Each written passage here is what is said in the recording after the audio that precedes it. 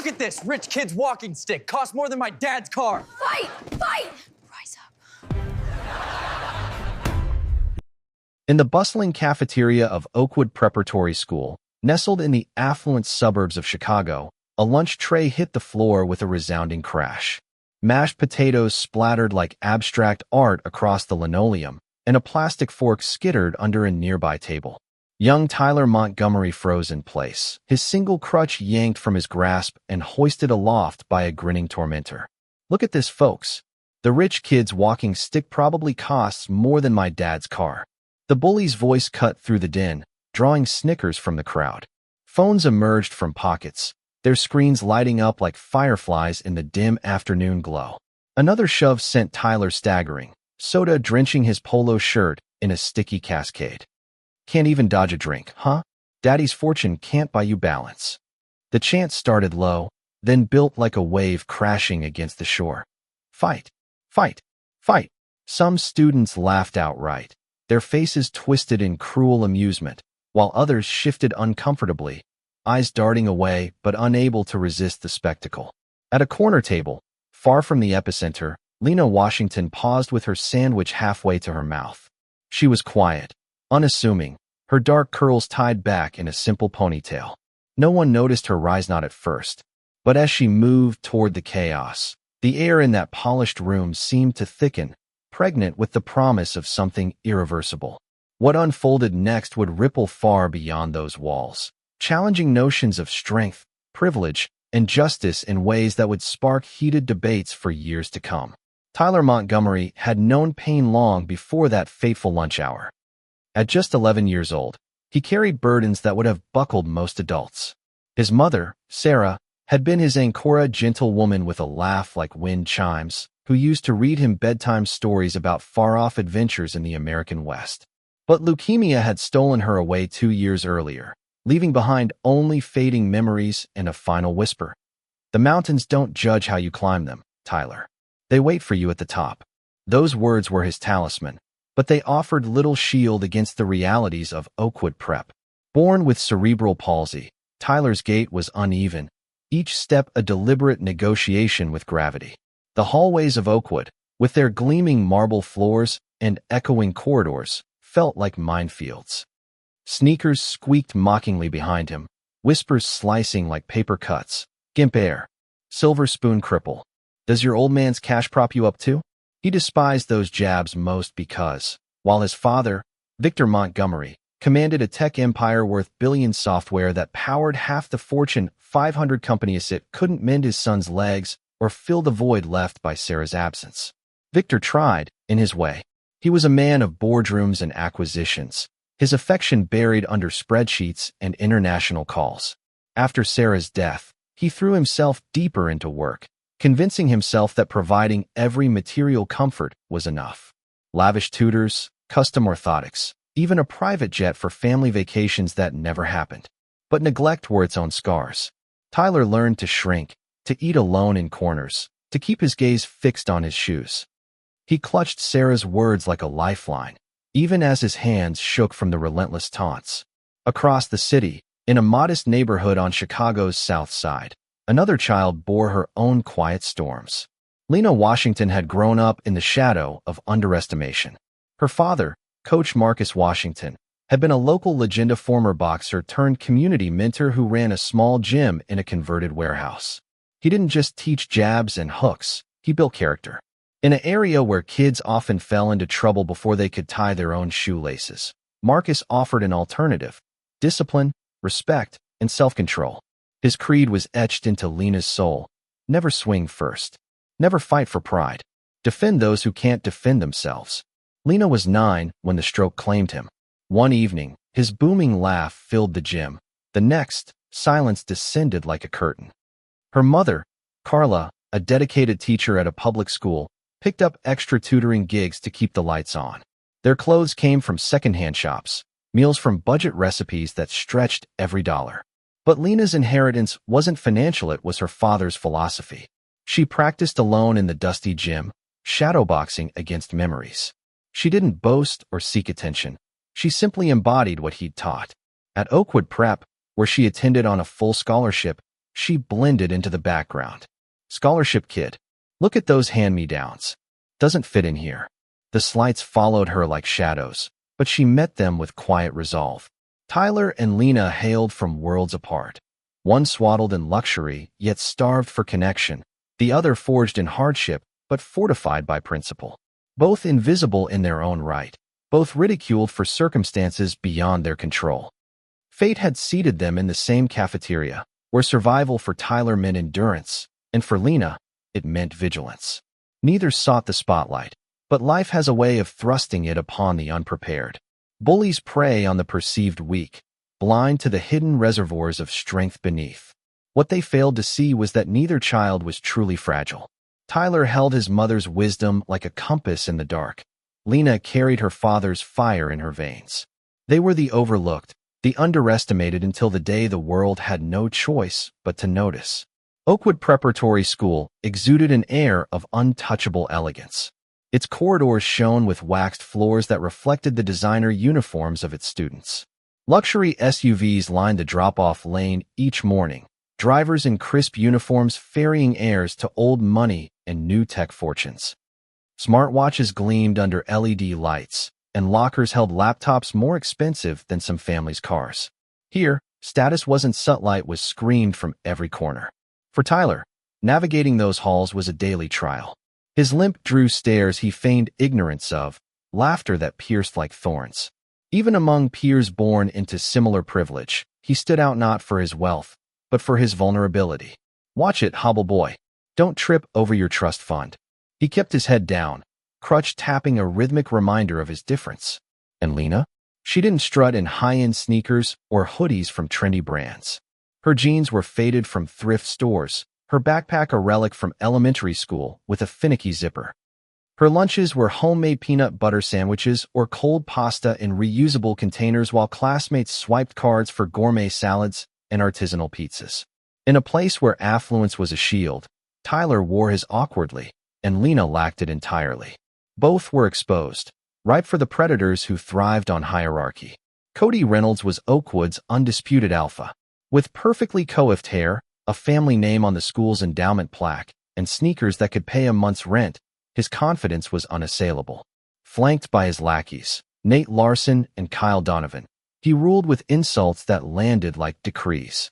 They didn't stumble over social pitfalls, the social order bent to them. Tables cleared for their arrival, laughs amplified their every quip. The cafeteria was their coliseum, where status was enforced with mockery. Phones at the ready, cruelty wasn't just tolerated, it was captured, shared, monetized in likes and views.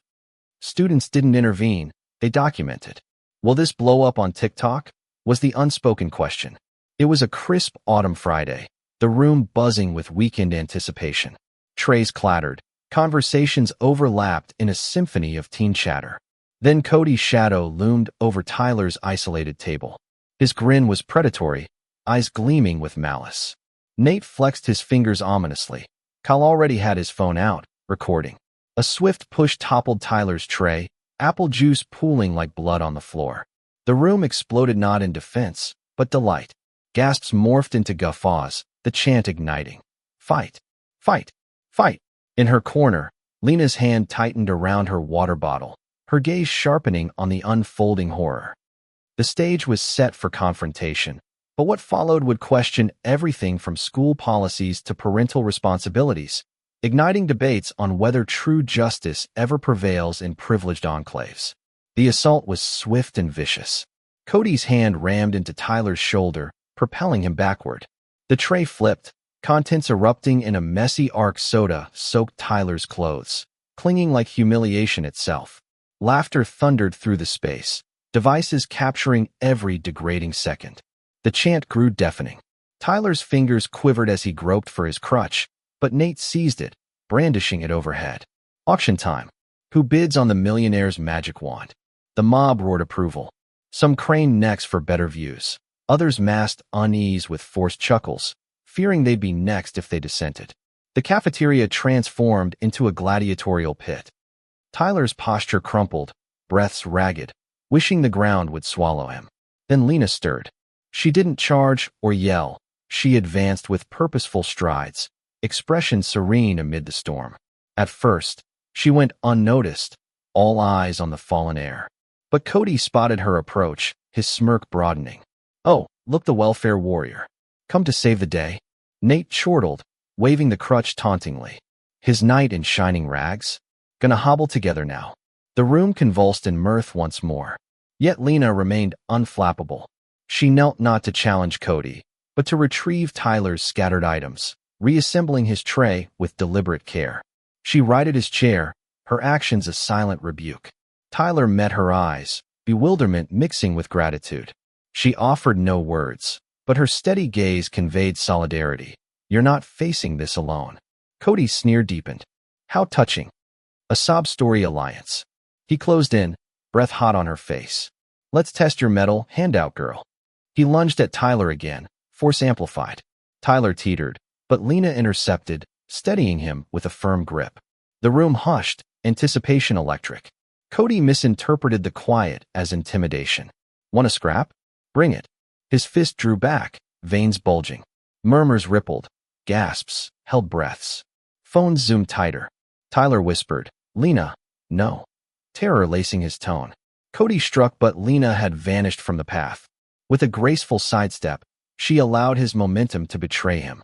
A subtle hip pivot and guiding touch sent him careening into a table, the impact reverberating like thunder.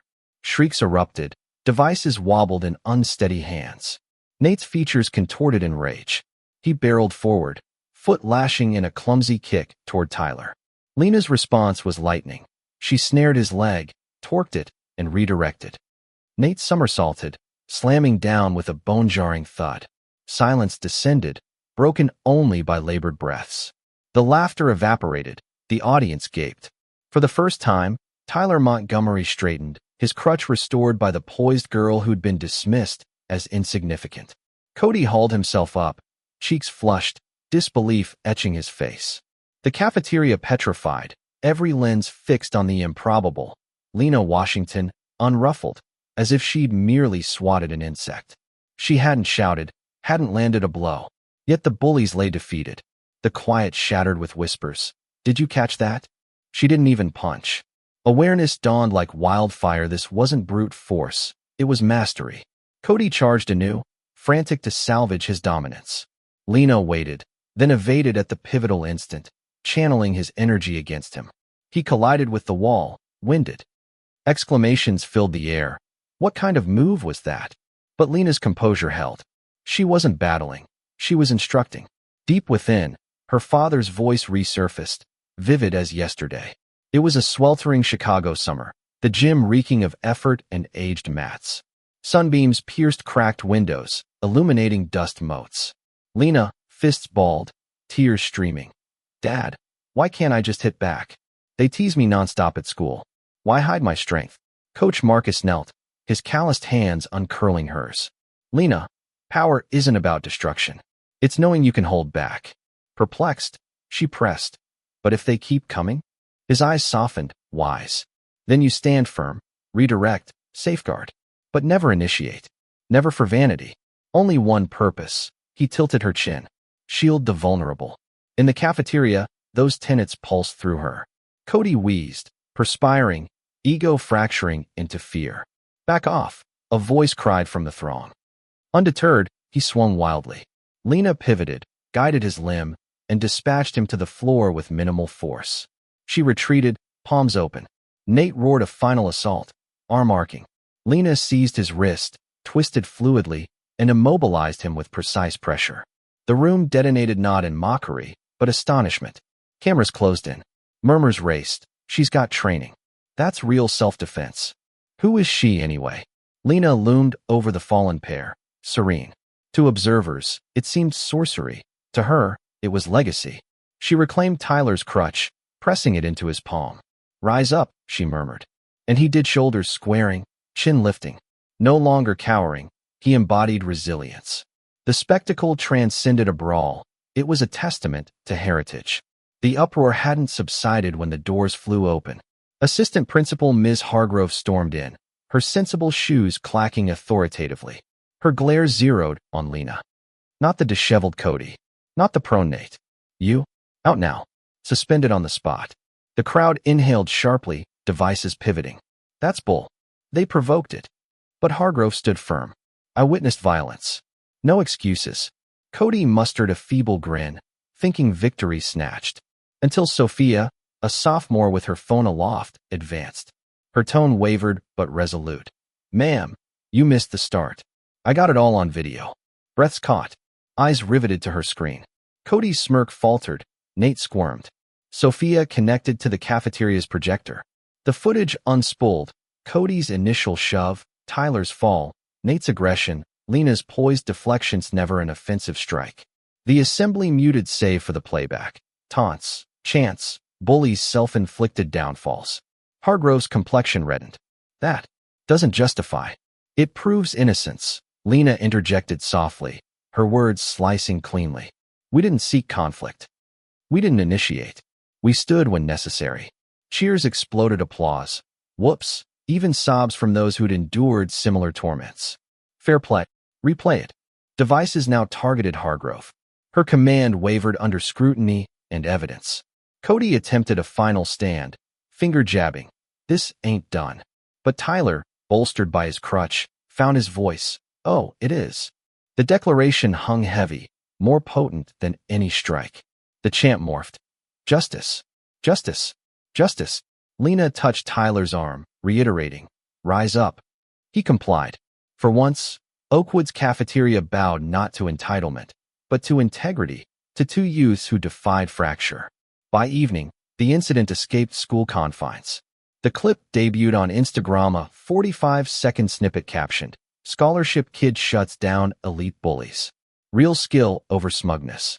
Within hours, it invaded TikTok with remixes, slow-mo of Cody's whiffed punch, epic scores underscoring Lena's maneuvers.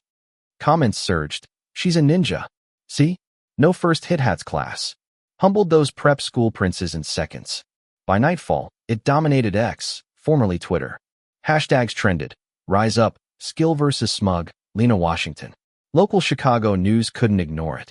Evening broadcasts juxtaposed the footage with an archived image. Young Lena sparring in her father's gym, Coach Marcus beaming beside her. Tonight, the anchor intoned. A merit scholar protects a peer from harassment at Oakwood Prep. But she's no ordinary girl, the legacy of a South Side icon who instilled values in countless youths. The screen replayed Lena handing Tyler his crutch, her whisper audible, rise up. Viewers looped it endlessly. For bullied kids, it was hope. For parents, validation. It transcended a skirmish, becoming a discourse on equity, raising questions. Does privilege blind us to injustice? Can one act dismantle systemic bullying? The profoundest change brewed in a sleek high-rise overlooking Lake Michigan. Victor Montgomery gazed at his smartphone, a tool usually wielded for deals. Mid-email on a corporate takeover, an alert flashed. Tycoon's son bullied, watch who intervenes. He nearly dismissed it, then glimpsed the thumbnail, Tyler's crutch aloft. He tapped play. The scene unfolded. Push, spill, mockery. Victor saw Tyler's defeated slump, a mirror of months he'd ignored, assuring himself time would heal. Then Lena entered, her poise parting the frenzy like Moses the sea. Victor leaned in, finger paused. She didn't assault. She orchestrated. Bullies fell by their hubris, Tyler upright. Sarah's echo resurfaced. The mountains don't judge how you climb them, Tyler. They wait for you at the top. He replayed, muted this time. Sans sound, it was raw. A girl's restraint, a boy's emergence. The penthouse quieted. He scoured threads, tags, Lena Washington. Photos emerged. The weathered gym, Marcus Washington with his daughter. Tributes, discipline, honor, defend the weak. Victor lowered the device. Emails forgotten. Memories flooded. Skipped parent-teacher nights. Postponed doctor visits. Evenings rationalizing absence as provision while Tyler diminished. He texted, proud of you, son. Heading your way. To his PA. Clear the calendar. Reschedule everything. Oakwood now. The limo sliced through rush hour. Victor watched the video thrice more, audio off. Essentials remained. Posture, choice. At a stoplight, he jotted, listen first. Bolster what's there. No flashy donations or publicity stunts, just presence. The vehicle halted at Oakwood. Victor pocketed his phone, entering not as mogul, but father. The following day, the cafeteria doubled as tribunal. Cody and Nate slunk in, egos deflated, parents in toe-elegant attire masking mortification. Phones rose like sentinels, history brewed. Principal Mr. Whitaker stood rigid, documents in hand. Yesterday's events have gone viral. Snickers at the understatement. Evidence clarifies. Lena Washington and Tyler Montgomery defended with commendable restraint. Applause thundered. Cody blanched. Nate fidgeted under the glare of lenses. Cody, Nate, Whitaker intoned. Your guardians demand accountability. Cody's dad nudged him. Voice quaking, sorry. We had no right to mock or shove you. Nate echoed. We shamed ourselves. And our kin. Gasps at their diminished timbre. But Lena stood, unflinching. Apologize not just to us though all you've diminished. We weren't first, and sure we're last. Her directive pierced sharper than any confrontation. Cody trembled, then addressed the room. Sorry to everyone. Nate concurred. We messed up. The space ignited cheers, stomps, a seismic shift in dynamics. In the high-rise, Victor sat with Tyler, no distractions. Tyler chuckled at a replay of his stand. Victor's voice broke. Your mom said someone would help you reach the peak. I believe we found her. Tyler smiled. Dad, she didn't just lift mesh, lifted you too. Victor embraced him, wordless connection bridging years. Wealth paled against valor and bonds. They ridiculed a boy for his stride, dismissed a girl for her origins. They assumed entitlement reigned. But when aggression peaked, it wasn't might that quelled the storm, it was poise. Lena Washington needed no luxuries or bravado. She wielded her father's ethos, restoring Tyler's spirit. United, they taught Oakwood that bravery whispers as often as it thunders, standing unyielding. In a bastion of advantage, two dismissed youths imparted the profoundest truth. Composure can topple clamor. This tale resonates for every overlooked child, every guardian questioning their impact, every oppressor deeming quietude frailty. For quietude isn't frailty, it's the force that undoes them. What do you think about the themes of violence and injustice in everyday life? Share your thoughts in the comments below. Do you believe restraint like Lena's is always the best response? Or are there times when more direct action is needed? Take a stand and let us know your perspective. Your views could spark even more discussion.